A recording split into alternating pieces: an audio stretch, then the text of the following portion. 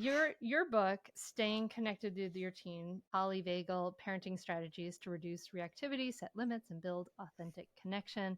It talks about parenting strategies grounded in polyvagal theory. So tell us, what is polyvagal theory and why this is so crucial to what you're doing? It's a model for thinking about how our nervous system interacts with the world. So we have three pathways, three states that we all experience that comes from our nervous system. I use a metaphor of a ladder, which is something that comes from Deb Dana, who's a researcher with Stephen Porges, is the founder of this model. So the bottom rungs of the ladder are shut down.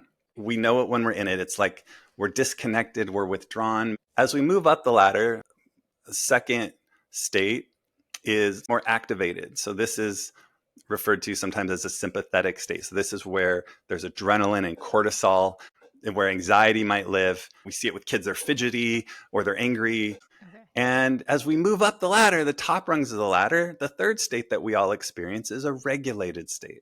And that's that state when we feel, again, we know it when we're in it, we feel calm, peaceful, connected, joyful, maybe excited, happy, all those good things that we all want to feel.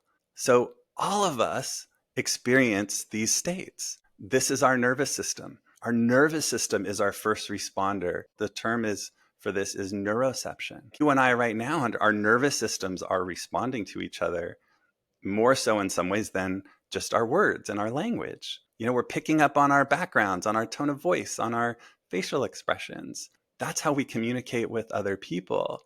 And it's helpful, I think, for other parents to think about, like, our kids are responding to us from their nervous system first, not their thoughts and perception. When our kids are shut down, it can seem like they're not trying or they're lazy, but they can't. Their nervous system is immobilized.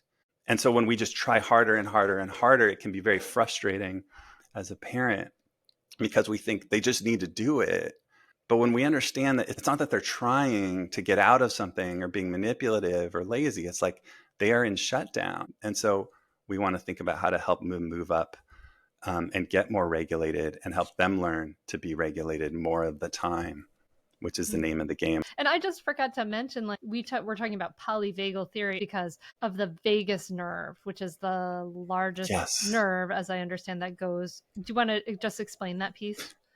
If the autonomic nervous system is like, I'm going to date myself, as Destiny's Child, the vagus nerve is Beyonce. So the vagus nerve is really the key component. It's a cable that goes from our brainstem and it goes down our spinal cord, and it has branches and it connects all of our organs to each other.